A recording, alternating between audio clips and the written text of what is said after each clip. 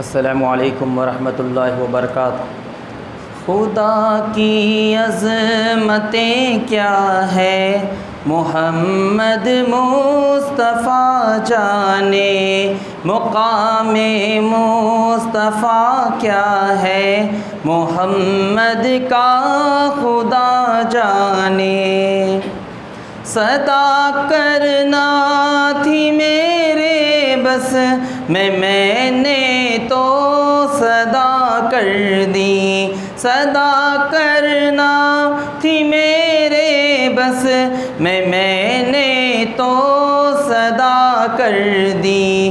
وہ کیا دیں گے میں کیا لوں گا، وہ کیا دیں گے میں کیا لوں گا، سقی جانے گدا جانے۔ کہا جبریل نے سدرا تلک میری رسائی تھی، کہا جبریل نے سدرا تلک میری رسائی تھی۔ ہے کتنی منزلیں آگے، ہے کتنی منزلیں آگے، نبی جانے خدا جانے۔ مدینے حاضری کی مانگتے رہنا دعا یارو، مدینے حاضری کی مانگتے رہنا دعا یارو۔ اثر ہوگا نہیں ہوگا، اثر ہوگا نہیں ہوگا، دعا جانے نبی جانے۔ خدا کی عظمتیں کیا ہے، محمد مصطفیٰ جانے۔ مجھے تو سرخ روح ہونا ہے آقا کی نگاہوں میں، مجھے تو سرخ روح ہونا ہے آقا کی نگاہوں میں۔ زمانے کا ہے کیا ناصر، زمانے کا ہے کیا ناصر، برا جانے بھلا جانے۔ خدا کی عظمتیں کیا ہے، محمد مصطفیٰ جانے، مقام مصطفیٰ کیا ہے، محمد کا خدا جانے۔ السلام علیکم۔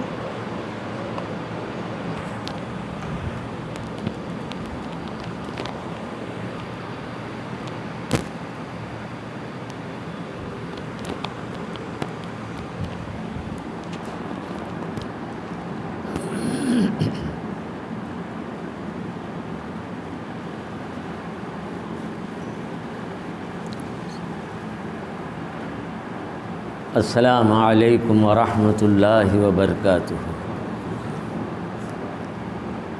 نحمده ونصلی علی رسولہ الکریم، اما بعد فقد قال اللہ تعالی فی شان حبیبہ ان اللہ وملائکتہ یصلون علی النبی یا ایہا الذین آمنوا صلوا علیہ وسلموا تسلیما۔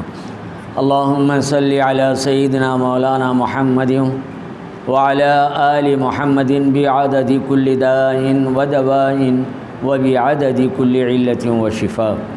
رب اشرح لي صدري ويسر لي أمري واحلل عقدة من لساني يفقهوا قولي واجعل لي وزيرا من أهل ربنا زدنا علما نافعا وحكمة تامة۔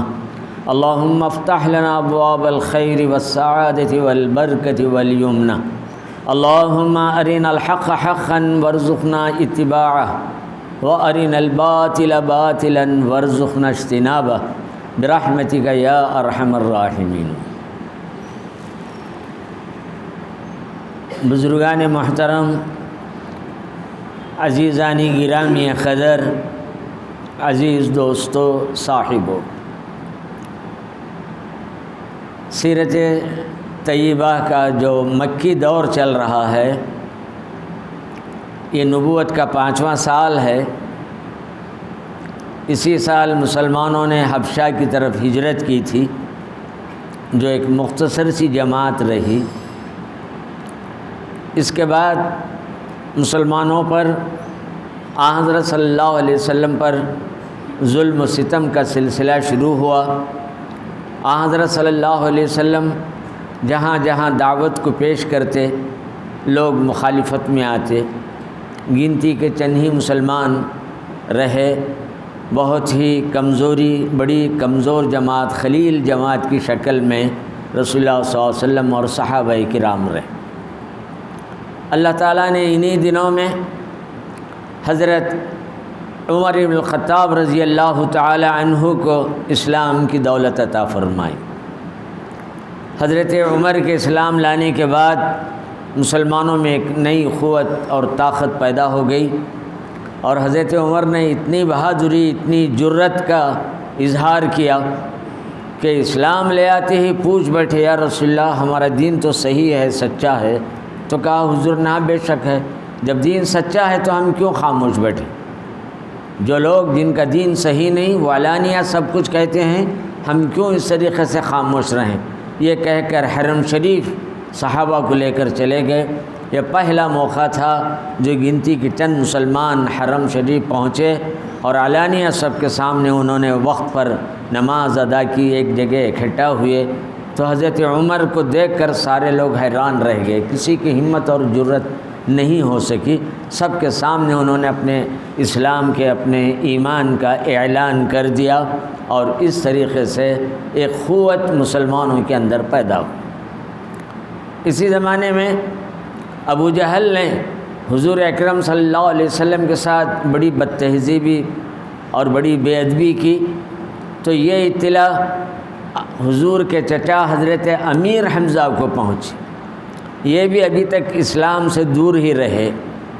چنانچہ لوگوں نے کہا کہ آپ کے بھتیجے کے ساتھ ابو جہل نے اتنا برا سلوک کیا ہے، تو غصے سے بے قابو ہو گئے، ابو جہل کو خوب پیٹا، یہاں تک کہ وہ کچھ کر نہیں سکا، کیونکہ امیر حمزہ بڑے بہادر اور طاقتور انسان تھے، ابو جہل کچھ نہیں کر سکا۔ پھر اس کے بعد اپنے گھر پہنچے، رسول اللہ صلی اللہ علیہ وسلم کو دیکھا تو حضور اکرم صلی اللہ علیہ وسلم کو دیکھ کر کہا، اے بھتیجے، میں نے تمہارا بدلہ لے لیا ہے۔ تو حضور نے فرمایا، مجھے اس سے کوئی خوشی نہیں ہوئی، آپ بدلہ لیں، اس سے کیا فائدہ؟ مجھے تو اس وقت خوشی ہوگی جب آپ ایمان لے آئیں گے، اپنی آخرت کو درست کریں گے۔ یہ دنیا کیا ہے، چند روزہ زندگی ہے، اس سے کیا ہے؟ جیسے حضور کے زبان مبارکہ سے یہ جملے نکلے، وہ حضرت امیر حمزہ کے دل پر تیر کی طرح نشتر کر گئے۔ فوراً اسی وقت انہوں نے کلمہ طیبہ پڑھا اور اسلام قبول کرے۔ اور اس طریقے کا واقعہ اللہ تعالی نے دو حضرات کو یہ نعمت عطا فرمائی۔ اس کے بعد مسلمانوں میں بڑی قوت اور طاقت آ گئی۔ یہ دور تقریباً 1-2 سال چلا۔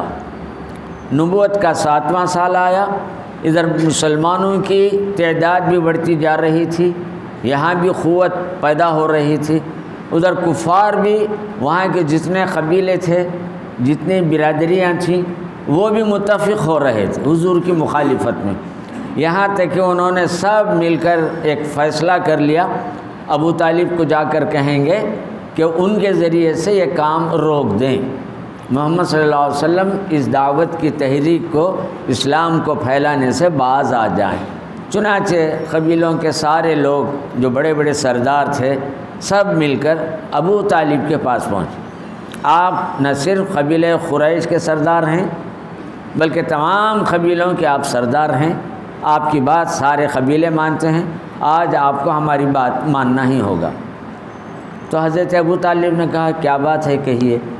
آپ اپنے بھتیجے محمد کو روک دیں کہ وہ اس قسم کی بتوں کو برا بھلا کہنا یا اسلام کی دعوت دینا ہے، اس کو روک دیں، ہم اس کو برداشت نہیں کریں گے۔ اگر آپ اس درمیان میں آ کر اپنے بھتیجے کو نہیں روکیں گے تو آپ درمیان میں نہیں آنا، ہم محمد صلی اللہ علیہ وسلم سے اپنا حساب چکا لیں گے۔ حضرت ابو طالب گھبرا گئے، سارے لوگ متفق ہو گئے ہیں، سب قبیلوں کے سردار ہیں، بڑی نازک منزل آ گئی تھی۔ سیدھے رسول اللہ صلی اللہ علیہ وسلم کے پاس گئے، اور کہا بھتیجے کیا اس کام کو تم متروک نہیں کر سکتے، یا چند دن کے لیے صحیح یا چھوڑ نہیں سکتے؟ سارے لوگ تمہارے مخالف ہو گئے ہیں اور وہ سب میرے پاس آئے ہیں، تم چچا پر اتنا بوجھ بھی نہ رکھو کہ میں اس کو برداشت نہ کر سکوں۔ جیسے ہی حضرت ابو طالب کی زبان سے یہ جملے نکلے تو آن حضرت صلی اللہ علیہ وسلم کو بڑا صدمہ ہوا، کیونکہ انہی کے پاس سے عمر کے 10 سال 8ویں سال سے پرورش پا رہے تھے، جب ایک مضبوط سہارا تھا ہر اعتبار سے، وہی جب یہ بات کہنے لگے تو حضور اکرم صلی اللہ علیہ وسلم کچھ دیر کے لیے مایوس اور مغموم اداس ہو کر بیٹھ گئے۔ اس کے بعد تھوڑی دیر کے بعد کہا چچا جان اگر آپ بھی میرا ساتھ نہ دیں تو کوئی بات نہیں، اس کام کو میں چھوڑ نہیں سکتا، یا تو یہ کام پورے طریقے سے مکمل ہوگا یا میری جان بھی چلے جائے، مجھے اس کی کوئی پرواہ نہیں۔ ان جملوں سے حضرت ابو طالب کے دل پر بڑا اثر ہوا، کہنے لگے نہیں بھتیجے، میں جذبات میں آ کر کچھ باتیں کہہ دیا، تم کام کرو، کوئی پرواہ نہیں، میں تمہارے ساتھ رہوں گا۔ اب یہ بات سارے قبیلے والوں تک پہنچی کہ ابو طالب سمجھانے کے بجائے حمایت کی بات کر رہے ہیں، ساتھ دینے کی بات کر رہے ہیں، یہ تو معاملہ بڑا الٹا ہوا، ابو طالب بھی ہمارے خلاف ہیں اس وقت، ہمیں ان سب کے خلاف قدم اٹھانا چاہیے۔ تو جتنے قبیلے تھے سب نے مل کر ایک معاہدہ تیار کیا، مخاطعہ جس کو عربی زبان میں کہتے ہیں، اردو زبان میں بھی یہی لفظ ہے، سوشل بائیکاٹ، یعنی سماجی تعلقات ختم کر لینا، بات چیت بند کر دینا، لین دین ختم کرنا، کوئی تعلقات نہیں رکھنا، اس قسم کی بات ہوتی ہے۔ سوشل بائیکاٹ کا معاملہ ہوا اور انہوں نے سب نے مل کر ایک معاہدہ کیا، تحریر آ چکی تھی، لوگ لکھنا پڑھنا جانتے تھے کسی درجے میں، کاغذ بھی کسی درجے میں وہاں پر آ پہنچ چکا تھا، لیکن بہت مشکل تھا، زیادہ نہیں ملتا تھا، چنانچہ کاغذ میں معاہدہ لکھا گیا۔ لکھنے کے بعد سب کے دستخط، سب کے نام، ساری چیزیں رکھ کر بیت اللہ میں جوف کعبہ میں اندر کئی کپڑوں میں لپیٹ کر اس کو رکھ کر سارے قبیلے والوں کو بلا کر اعلان کیا گیا، اب بنو ہاشم سے، قریش کی جو شاخ ہے ان سے کوئی تعلق نہیں رکھیں گے، نہ الیک سلیک، نہ بات، نہ تجارت، نہ لین دین، نہ خرید و فروخت، سب کچھ بند ہے۔ اس پر معاہدہ ہو چکا ہے، سب کو معاہدہ ہی بتلا دیا گیا، سب نے دیکھ لیا، بڑے بڑے سرداروں کی دستخطیں تھیں، سب کا اتفاقی فیصلہ تھا، کسی نے کوئی انکار نہیں کیا۔ اس کے بعد رسول اللہ صلی اللہ علیہ وسلم، شعب ابی طالب ایک مقام ہے، گھاٹی ہے، اوپر ایک بڑی اچھی خاصی جگہ ہے، جہاں پر حضرت صلی اللہ علیہ وسلم اور قریش کے سارے لوگ وہاں پہنچے۔ حضرت صلی اللہ علیہ وسلم کے ساتھ حضرت ابو طالب بھی گئے اور خاندان کے سارے لوگ پہنچے، عورتیں، بچے، سارا قریش خاندان وہاں چلا گیا۔ آپ کے ساتھ وہ سارے لوگ تھے جو ایمان لے آئے، وہ لوگ بھی تھے جو ایمان نہیں لائے، خاندانی رشتہ تھا، برادری تھی، ایک ہی قبیلہ تھا، ایمان نہیں لائے تھے، لیکن اس کے ساتھ یہ لوگ بھی ان کے ساتھ چلے گئے۔ ان پر بھی وہ پابندی آئے، جو بھی محمد صلی اللہ علیہ وسلم کا ساتھ دے وہ اس پابندی میں آ رہا تھا۔ ابو طالب بھی آ گئے اور لوگ بھی آ گئے، جو کچھ حمایت کرنے والے تھے، ساتھ رہنے والے تھے، سب لوگوں نے بھی محمد صلی اللہ علیہ وسلم کے ساتھ شعب ابی طالب میں چلے گئے۔ گویا ایک محصورانہ زندگی، قید کی زندگی، کوئی تعلق نہیں۔ 3 سال رسول اکرم صلی اللہ علیہ وسلم اور آپ کے خاندان کے لوگ، آپ کے چچائیں، آپ کی پھوپھیاں اور جتنے بھی لوگ تھے، سب اس مصیبت میں مبتلا رہے۔ یہ بڑے تکلیف کے ایام تھے، بڑی تکلیف ہوتی تھی، کھانے پینے سے لے کر، چیزوں سے لے کر۔ 3 سال گزرے۔ ایک روز حضور اکرم صلی اللہ علیہ وسلم نے اپنے چچا ابو طالب سے کہا، چچا جان اب یہ معاہدہ ختم ہو سکتا ہے، آپ ایک خبر دے دیجئے۔ کہا کیا خبر ہے؟ معاہدے کو دمک نے کھا لیا ہے۔ گویا جب وہ معاہدہ ختم ہو چکا ہے، یہ کیڑے کی طرف سے باقی نہیں ہے، تو خود بخود وہ چیز ختم ہو گئی۔ خواہ ہم اس کو پھاڑ کر پھینک دیں یا اس کو نکال کر دے دیں، دونوں ایک ہی بات ہے۔ یہ بات کہی اور کہا کہ اس میں صرف ایک ہی جگہ تھوڑی سی محفوظ رہ گئی ہے، جس میں الہ کا نام ہے، اللہ کا نام ہے۔ چنانچہ حضرت ابو طالب نے کہا اس مخاطے کو ختم کر دینا چاہیے، تم ختم کرو یا نہ کرو، یہ معاہدہ قدرت کی طرف سے ختم ہو چکا ہے، چنانچہ سارے کاغذ کو دیمک نے کھا لیا۔ تو حضرت ابو طالب کی بات سن کر کہا تمہیں کیسے خبر؟ تو کہا میرے بھتیجے محمد نے کہا ہے۔ تو کچھ لوگ جو مخالف ضرور تھے لیکن آپ کی سچائی پر، آپ کی بات پر یقین تھا، کہا کہ ہو یا نہ ہو یہ بات صحیح ہو سکتی ہے، چلو جا کر دیکھ۔ چنانچہ سب جا کر اس کپڑے میں، غلاف میں لپٹا ہوا رکھا گیا تھا، سارا کھول کر دیکھا گیا تو اس میں واقعتاً پورا کاغذ ختم ہو چکا ہے۔ جہاں جہاں الہ کا نام و معاہدے میں آ رہا تھا اتنا حصہ باقی رہ گیا۔ یہ چیز ان کے دلوں پر اثر کر گئی، دل کے اندر ایک قسم کی چیز، ایک خوف بھی پیدا ہوا، ہو یا نہ ہو یہ قدرت ہی کی کوئی بات ہے۔ ایک پہلو تو وہ تھا۔ پھر دوسری بات یہ تھی حضور کے ساتھ جتنے لوگ، جتنے برادری، جو بھی لوگ تھے، اگرچہ کہ ایمان نہیں لائے تھے لیکن وہ بھی قریشی تھے، اسی قبیلے کے تھے، ان لوگوں کے دل میں بھی بات آ گئی اور لوگوں کے دلوں میں بھی بات آ گئی کہ آخر کچھ بھی ہو یہ اپنے ہی برادری کے لوگ ہیں، مکے ہی کے رہنے والے ہیں، یہ سارے قبیلوں سے ہمارے تعلقات رہے ہیں، اس معاہدے کو ختم کر دینا چاہیے، اب ہم اس میں ساتھ دینے کے لیے تیار نہیں ہیں۔ یہ کہہ کر ابو طالب سے اور ان سے دوسرے لوگوں سے سب کے سامنے بات سامنے آ گئی، تو مجبور ہونے کر سب نے کہا پابندی ہٹا لی گئی۔ یہ 3 سال کی مدت رہی، سن 7 نبوت سے لے کر 10 نبوت تک۔ جب یہ سارا معاملہ ختم ہو گیا تو حضور اکرم صلی اللہ علیہ وسلم کا یہ 10واں سال تھا نبوت کا۔ وہ سال آپ کے لیے بڑے حادثوں کا، خاندانی واقعات میں ایسے سامنے آ رہے تھے کہ آپ بہت ہی مغموم ہو گئے۔ سب سے پہلی بات یہ ہے کہ آپ کے چچا حضرت ابو طالب کا آخری وقت آ پہنچا اور وہ اس دنیا سے نکل کر چلے گئے۔ حضرت صلی اللہ علیہ وسلم کی اس کا بڑا صدمہ ہوا۔ یہ واقعہ گزر کر 1-2-3 دن گزرنے نہیں پائے تھے، حضرت خدیجہ نے آپ کا ساتھ چھوڑ دیا، رسول اللہ صلی اللہ علیہ وسلم بالکل اکیلے ہو گئے، گھر میں بس بیٹیاں رہ گئیں اور آپ رہ گئے۔ حضرت خدیجہ کا چلے جانا آپ کو اور بھی صدمے پر ایک صدمے کا سبب بنا، بہت ہی دل برداشتہ ہو گئے۔ حضرت صلی اللہ علیہ وسلم نے اس موقع پر اپنے طرف سے ایک فیصلہ لیا، وہ فیصلہ یہ ہے اب یہاں رہ کر مکے میں لوگوں کو دین کی دعوت دینے کے بجائے کیوں نہ میں طائف چلے جاؤں، وہاں جا کر لوگوں سے بات چیت کر کے اس دین کو وہاں پیش کروں، اگر وہ لوگ ایمان لے آئیں تو بہت اچھا رہے گا۔ اور بھی کئی شہر تھے لیکن طائف کو اس لیے پسند کیا کہ طائف میں رسول اللہ صلی اللہ علیہ وسلم کے حقیقی ماموں تھے، 1 سے 2 ماموں تھے، اور حضرت آمینہ رضی اللہ تعالیٰ عنہا کے کچھ رشتہ دار بھی تھے۔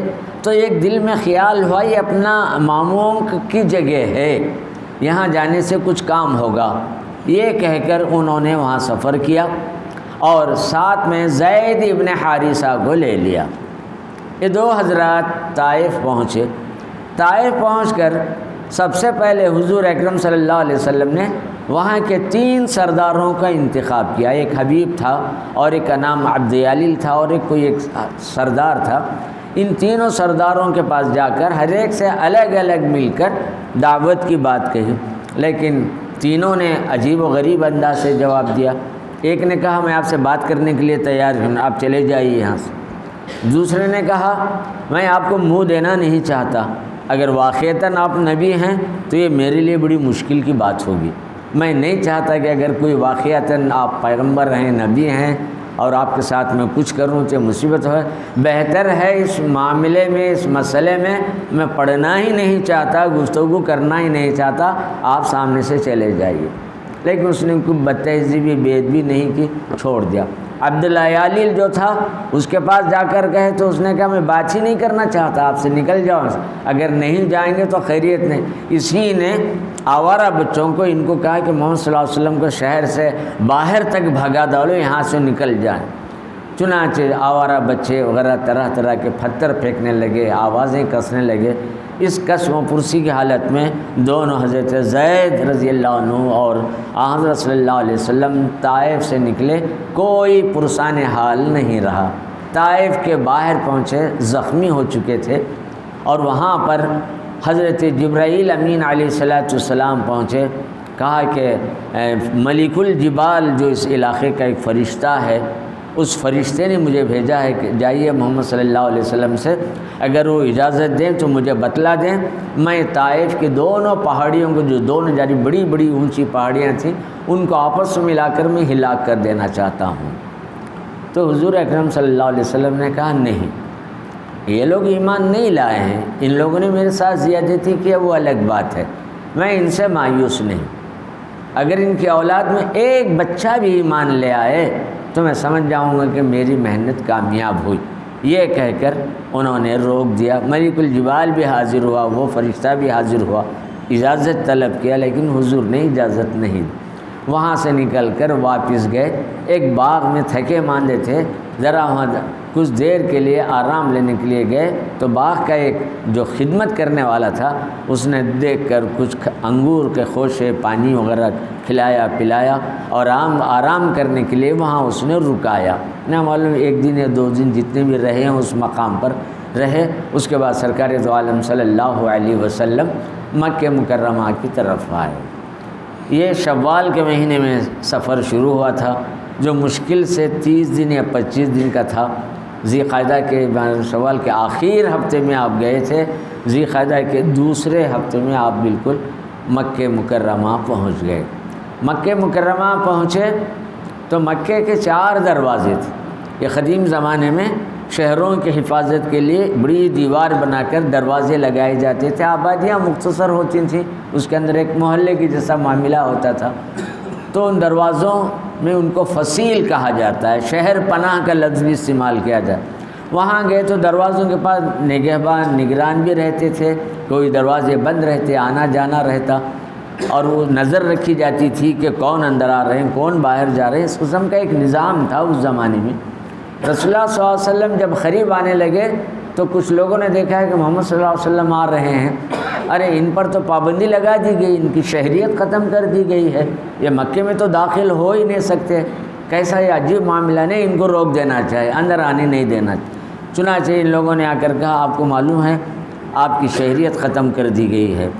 یہ شہریت ختم کرنے والا خود آپ کا چچا ابو لہب رہا. ابو طالب کا انتقال ہوتے ہی سارے قبیلے والوں نے ابو طالب کی جگہ ابو لہب کو سردار بنا لیا. یہ پہلے ہی سے دشمن تھا اور اس نے اپنی دشمنی کے اندر یہ قدم اٹھایا کہ محمد صلی اللہ علیہ وسلم کو مکے میں قدم رکھنے نہیں دیں. سارے لوگوں نے طے کر لیا، سب متفق ہو گئے، کوئی حامی اور مددگار نہیں رہا. چنانچہ یہ بات طے ہو گئی. چنانچہ یہ خبر نبی اکرم صلی اللہ علیہ وسلم کو دے دی گئی. تو آپ صلی اللہ علیہ وسلم مکے کے قوانین سے، قبیلے والوں کے جو طریقے ہوتے تھے، ان کا جو نظام ہوتا تھا، جو سسٹم ہوتا تھا، وہ ساری چیزوں سے آپ واقف تھے. ایک آپشن وہاں موجود تھا. اگر کسی آدمی پر پابندی ہے کہ شہر میں نہیں رہ سکتے ہیں، شہر سے باہر کر دیا گیا ہے، تو آدمی کو اپنے شہر میں آ کر رہنے کی اجازت ہے، ایک سہولت ہے، ایک موقع ہے. شہر کا کوئی ایک اہم ترین آدمی اس کی ذمہ داری لے، اس کے امان میں، اس کی حفاظت میں، وہ کہیں کہ یہ میرے امان میں رہیں گے، میں ان کو امان دے رہا ہوں، تو اس کے امان میں اس طریقے سے لوگوں کو آنے دیا جاتا تھا. تو نبی اکرم صلی اللہ علیہ وسلم نے سودا بنت زمعہ جو حضور کے نکاح میں آئیں بعد میں، ان کے قبیلے کے ایک صاحب نے آ کر کہا کہ میں رسول اللہ صلی اللہ علیہ وسلم کو امان دے دیتا ہوں. یہ کہہ کر انہوں نے سب قبیلے والوں سے کہہ دیا اور اس کے بعد اجازت مل گئی. تو ان کے نوجوان بچوں کو لے کر رسول اللہ صلی اللہ علیہ وسلم کو شہر میں اندر آنے کی اجازت دی گئی. اب آپ مکہ مکرمہ میں پہنچ گئے. یہ نبوت کا 11واں سال شروع ہو چکا تھا. اب حضرت صلی اللہ علیہ وسلم پر ایسی کوئی پابندی نہیں تھی. آپ اپنے مقام میں آزاد تھے. وہ امان نامہ ہی کچھ اس قسم کا ہوتا ہے کہ اس کے اوپر کسی قسم کی پابندیاں نہیں ہوتی.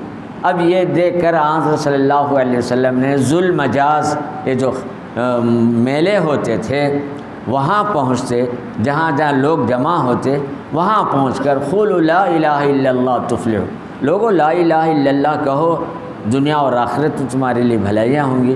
تو حضور کے کہنے سے کچھ لوگ ایمان لے آتے چلے گئے، اور اس کے بعد پھر آپ صلی اللہ علیہ وسلم طائف سے ذی القعدہ کے مہینے ہی میں مکہ پہنچے تھے۔ اس کے مہینے کے بعد ذی الحج کا مہینہ آیا، حج کے ایام آئے۔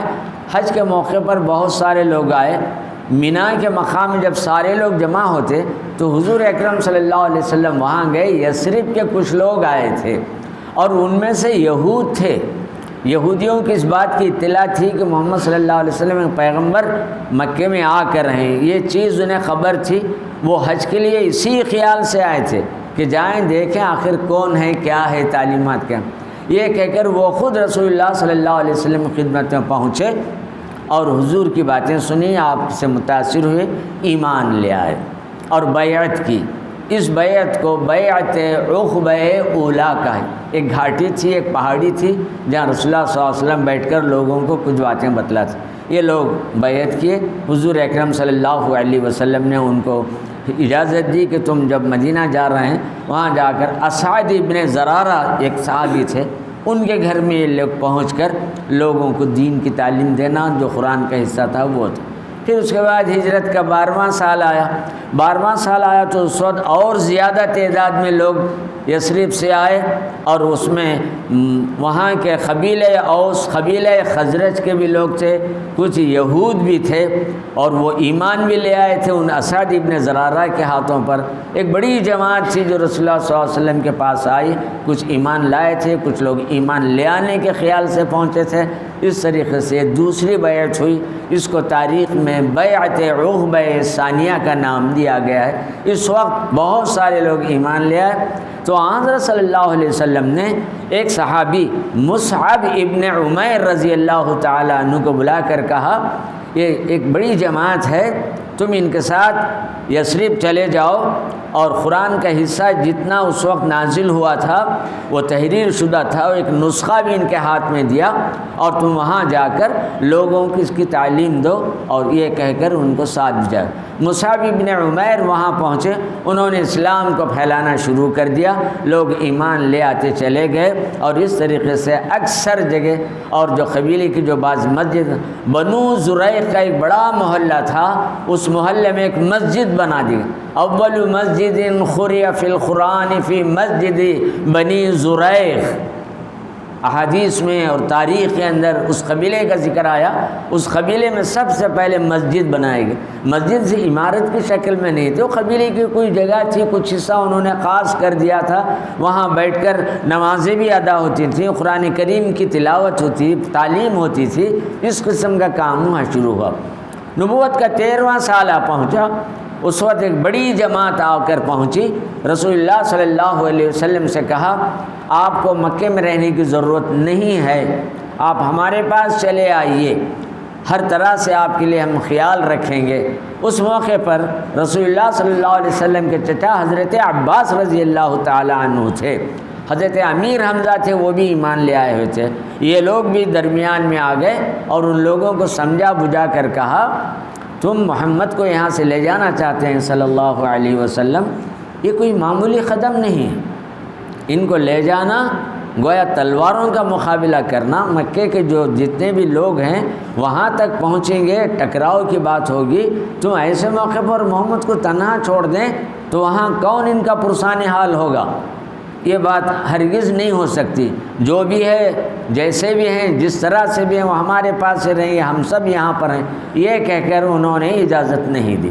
لیکن ان لوگوں نے حضرت عباس رضی اللہ تعالیٰ عنہ اور دیگر جو حضور کے خاندان کے اہم ترین لوگوں تھے ان کو سمجھایا بجھایا کہ آپ اطمینان رکھیے، ہم اپنی جانوں سے زیادہ حضور کی جان کی حفاظت کریں گے، اپنے اہل و عیال سے کہیں زیادہ ان کی حفاظت کریں گے، ہر طرح کی ہم قربانیاں دیں گے، کبھی محمد صلی اللہ علیہ وسلم کو تنہا نہیں چھوڑیں گے، یہ ہمارا عہد ہے، وعدہ ہے، ہم ایمان لے آئے ہیں اور آپ سے وعدہ کریں۔ عربوں کے بعد ایمان تو بہت بڑی چیز ہے، ایمان نہ ہونے کے باوجود بھی ان کے اندر عہد کا، پیمان کا، زبان کا، قول و قرار کا بڑا لحاظ تھا۔ جب کسی ایک کو زبان دے دیتے تھے تو اپنی جانیں بھی قربان ہو جائیں، کبھی زبان سے پلٹتے نہیں۔ یہ عرب قوم اچھی طرح سے جانتی تھی اور حضرت عباس نے کہا جب اتنی بڑی بات یہ کہہ رہے ہیں کہ ہم عہد کرتے ہیں، وعدہ ہے، تو حضرت عباس رضی اللہ تعالیٰ عنہ کو بھی اور لوگوں کو اطمینان ہوا اور حضور اکرم صلی اللہ علیہ وسلم کو لے جانے کی اجازت دی۔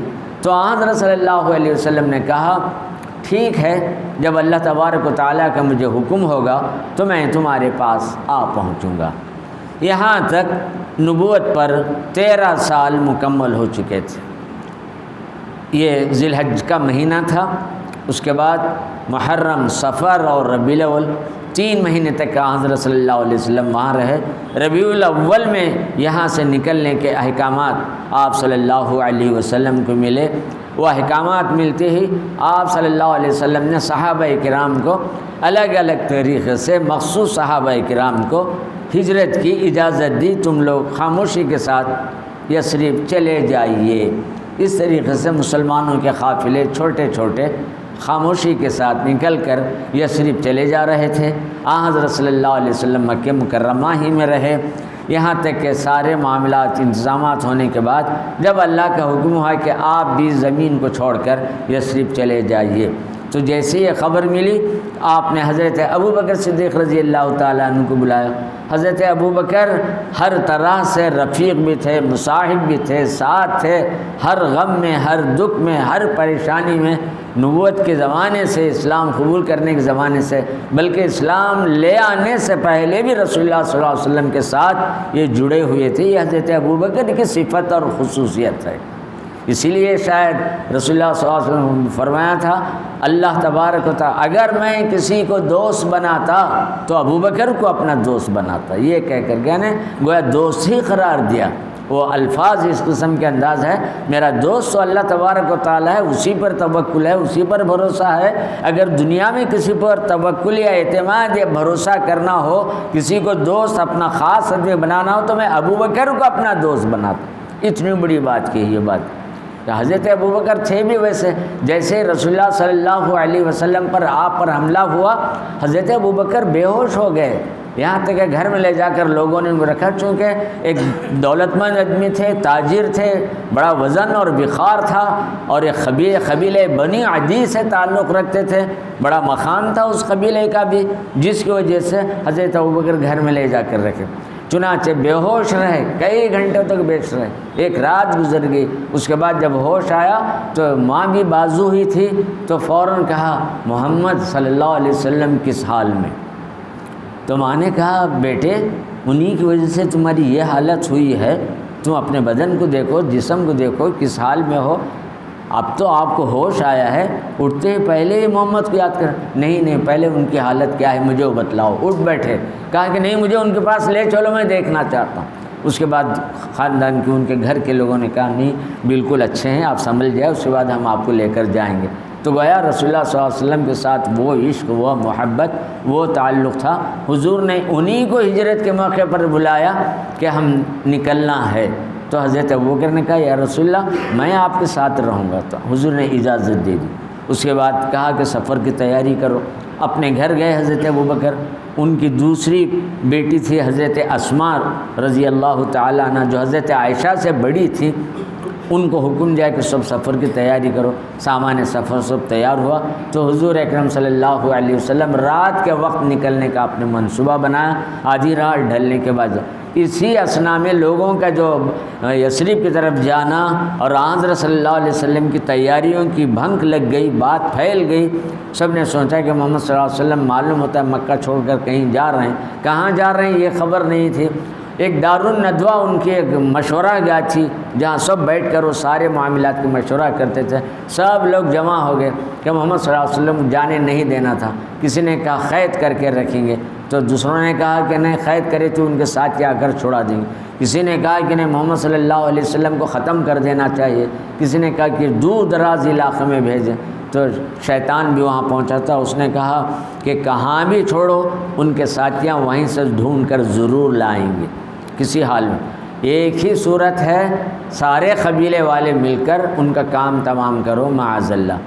اس کی ایک بہترین صورت یہ ہوگی، قریش کے اندر اتنی ہمت نہیں ہوگی کہ اس خون کا بدلہ سارے قبیلوں سے لے۔ عربوں کے اندر یہ بات تھی خون کا بدلہ ضرور لیا جاتا تھا، جس قبیلے سے قبیلہ قاتل ہے تو اس قبیلے سے برابر انتقام لیتا، اور انتقام میں اتنا آگے بڑھتے تھے، صرف قاتل کو قتل نہیں بلکہ اس کے پورے خاندان کو مارتے تھے۔ اس قسم کا مزاج تھا۔ حضور اکرم صلی اللہ علیہ وسلم آنے کے بعد اس کے اندر ایک بیلنس کی صورت دی۔ یہ کیا زیادتی ہے؟ قاتل نے مارا ہے تو قاتل کو ماریے، دوسرے لوگوں کو کیوں مارتے ہو؟ یہ کہہ کر وہ ذرا کمی کر، تو بہرکیف اس نے کہا کہ سارے قبیلے والوں مل کر قتل کر دیں تو قریش کے لوگ تمام قبیلوں سے مقابلہ نہیں کر سکیں گے۔ یہ بات سب کے دلوں میں بیٹھ گئی۔ چنانچہ سب نے فیصلہ کیا کہ حضرت صلی اللہ علیہ وسلم کے گھر کا محاصرہ کیا جائے۔ جب وہ رات کے وقت نکلیں گے، دیکھ لیا تھا عشاء کے بعد گھر میں جا رہے ہیں، تو سب آ کر گھر کو گھیر لیا۔ رسول اللہ صلی اللہ علیہ وسلم نے وہاں حضرت علی رضی اللہ تعالیٰ عنہ کو بلا کر بٹھا کر کہا کہ لوگوں کی امانتیں ہیں، دے کر تم چلے آؤ۔